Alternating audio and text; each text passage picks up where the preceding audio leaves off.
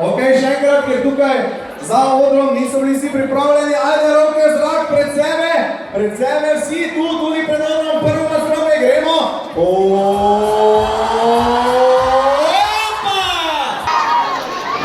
Kako še glede, ne?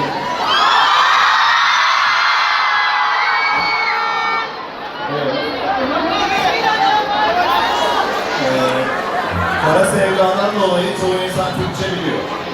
Teşekkür ederim.